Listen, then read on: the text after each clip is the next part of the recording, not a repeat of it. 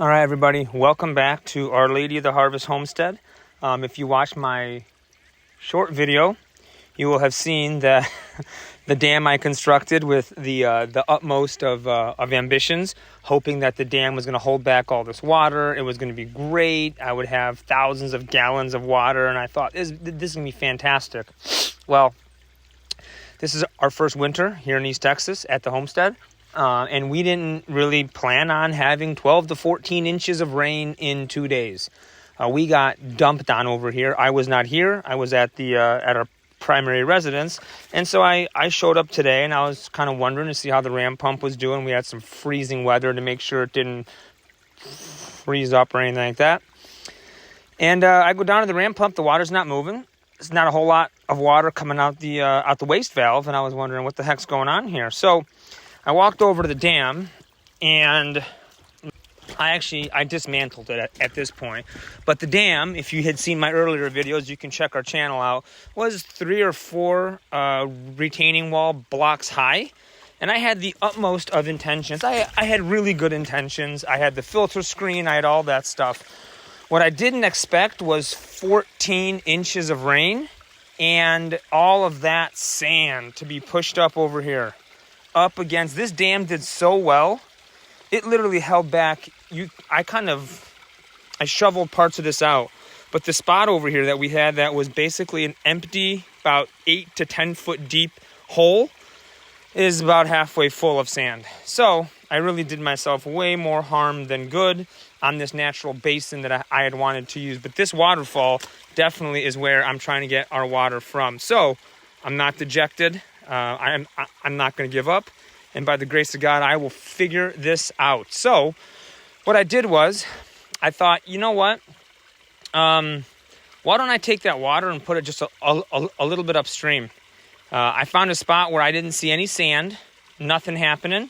So let me take you over there right now. Okay, so I'm walking from where I just was, a little bit downstream, and you're going to see all the sand and then the soot downstream, because this stuff is still being pushed downstream, which is fine. It'll resolve itself naturally. There's a video I just did where you'll see when I took the dam down, it just poured. But anyways, what I did was I came up here, just a little bit upstream, not far, and I had found a natural hole in this rock. I'll walk you through here right now so you can see it. So I found a natural little hole over here with this rock, and I thought, you know what? Let me put our pipe underneath there. I got it down. The water's kind of channeling that way anyway, and we're going to see. This is going to be a big learning experience, guys. Like, you know, I don't know why the sand ponded up so bad over there. I have no idea. But over here, you can see there's literally no sand. It looks like the stream was before I left it. So something about my dam obviously held back the sand that would have naturally been put into other places. And so I fixed that. And at the same time, in the event that I didn't have enough of a drop into the drive pipe, you could see, I was kind of thought that this would be the case anyway down the road.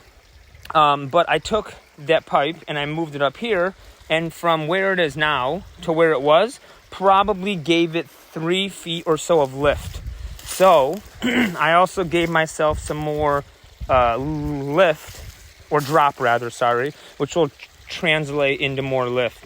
So that's my plan right now. What I did was, I walked over. I did this. This is a learning lesson. So if you ever end up doing this, and I should have brought a stand or something, because I'm out here all by myself. This is not easy to do with your hands. One of the things I noticed when I had ran this originally was I wasn't getting a massive amount of water flow into the drive pipe. And so I did a stand pipe, all that kind of stuff. And what I'm noticing now is when I put this thing down, or up there rather, I'm noticing a massive amount of water, and the water is beautiful. It's drinkable. This spring has been going for over 100 years. So I really, come hell or high water, I'm praying that I will figure this out. And so, but my learning lesson sorry, is to be able to prime a pipe that's, you know, a supply pipe that's like 100 feet, 150 feet, 200 feet, with your own like breath. It sucks. But if you do a union over here or a coupler and you do it like 25 feet from your water inlet, it's a lot easier to prime 25 feet as compared to 200. And then all you got to do is just take this and link these two together. Super, super easy. So that's a tip and trick, because I spent about a half hour a couple months ago trying to prime a 200-foot pipe. And man, that was not a good time. Didn't enjoy that at all. My lungs hurt, almost passed out. It's not fun. But anyways, what I noticed since I moved this is a lot more water. So I'm actually expecting some of the challenges that I had down at the drive pipe to actually go away completely. So I'm going to reconnect this, and then I'm going to walk down to the other pipe, which is out by the ram pump itself, which is about 250 feet. And I will show you what's going on down there. Let me see if I can try to make this thing happen so you guys don't have to wait. So hang on. So all I'm doing is I'm reconnecting the input pipe or our supply to the other side of the union here. But as I said, I noticed there's a ton of more water that is coming, and faster, way, way faster. So I'm wondering if by actually giving this pipe a couple more feet, if I really solved some other issues that I was having anyway. So, as I mentioned, you know, the one thing I will say for anybody out there who has not ever homestead before, like myself, I fancy myself an outdoors guy. I love to be outdoors. I thrive, you know, being out here. But the one thing I'll say is it's not easy. It's not easy at all. It's challenging.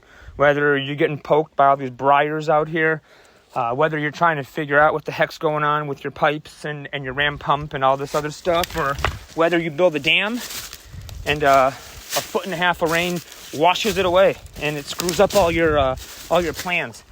Regardless, it's not for the faint of heart, but man, it is fun. I'll tell you, I really enjoy this. So let's go down to the ram pump. And again, I really should have brought like my actual stand so I can go and record this. Let me turn this around so you guys can see. So the ram pump is way down there, and then up that hill. And our spring, it meanders through beautiful East Texas country. If you haven't been to East Texas, I recommend you do. It's a lot of fun, beautiful. If you know Dallas, it's nothing like Dallas. It's not flat. As you can see, these hills. I mean, when this thing floods, it cuts out. It causes massive amounts of erosion. And as I walk to the ram pump, and by the way, you'll see in a future episode somewhere down the road, this is a bowl-shaped erosion type thing. I'm thinking after we get this place all thinned out and cleared, it's a good place to put some chairs, maybe a hammock or two or something, kind of sit here and just listen, have a beer, sit here and listen to the quiet sounds of our stream. Our boys call it Little Trickle because it trickles just a little bit 24/7, unless that is when you get 1.5 inches of rain. Then it doesn't trickle, it turns into a massive flood. So I really need to get this ram pump going because we're gonna be doing our logging here pretty soon, probably in the next, I'd say, month or month and a half. Here's the stream some more. You can see I laid my pipe all over the place. Here's the stand pipe. It's a really tall stand pipe. I'm almost wondering if at this point I might not even actually require a stand pipe, to be honest with you, because of the power that I'm going to be getting off of this thing. But we're going to walk over there and see. But the washaway didn't cause that many problems with my pipe. A couple spots were uprooted, but the big rocks that Conrad and myself had found and put down had done their job. And by tomorrow morning, by the way, I'd even expect later on this afternoon, you'll notice that, oh, I hear the ram pump gurgling now. Oh boy, look at that. It just picked up some speed. I'll come back here. I'll do a video tomorrow. It's going to be raining, but I got some plans tomorrow as well. But this will be completely clear. It's just there was, I'm not kidding, there was literally so much sand that you could probably create a couple of like playgrounds. It was insane. So I'm going to go over here and I'm going to mess around with the ram pump, which is getting quite a bit more water. But it looks like the water it's getting is still, it's got a lot of sand in there. So I'm going to have to deal with this and then I will come back.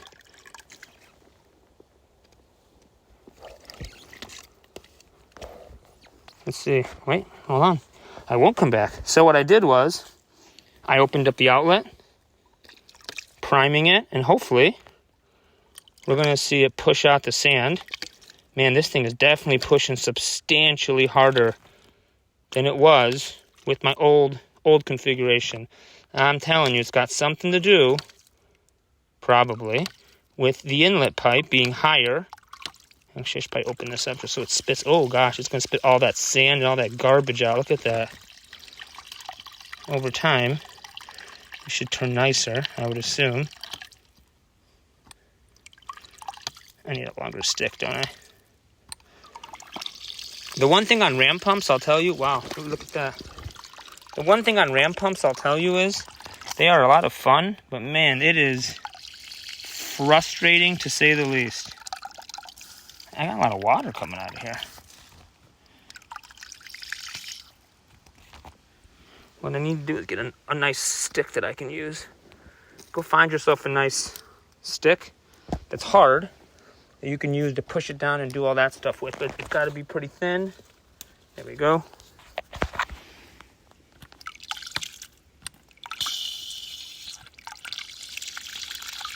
It's got a lot of gunk that it has to flush out. It's got stuff in it. It's got sand in there. It's got all kinds of stuff in there.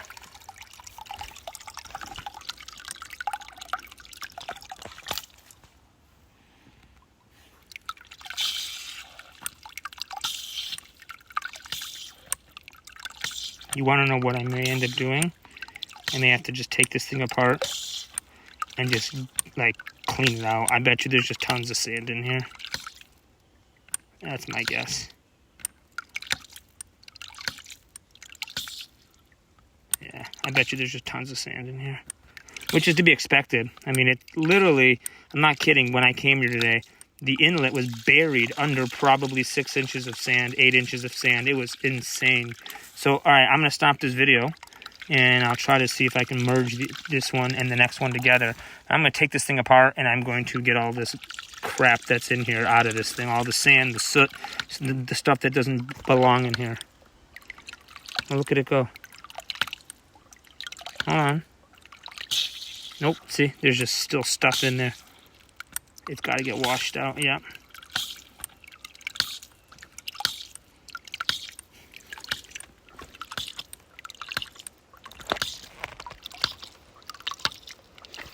It's not currently pushing water up the hill just yet.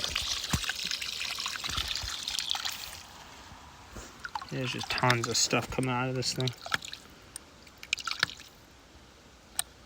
I bet you, I feel like I've made some progress. This might be the most frustrating project so far on the homestead. It's been myself and my one son who have been tackling this. But you would think this, I mean, again, the fact that this thing can pump water, like straight horizontal or vertical to such a height, with just not a lot, I mean, there's no power, there's no nothing, is incredible. So, that being said, it's been frustrating. You watch people, they make it look easy. They also probably have pretty straightforward streams. They don't have this craziness that we have over here in East Texas. But it's been frustrating, to say the least. I'm hopeful that this is going to work eventually. I got to work the kinks out. Where am I going to put my water? I got to get it through a season or two where I feel comfortable of where it is. It's pulling water. It's not going to get sand all over. Like, who knew? I mean, I should have known, I guess. Our river gets tons of sand way back in the back of the property when it rains. All right, I'm going to open this thing up. I'm going to clean it. I'll be back, everybody. Thanks.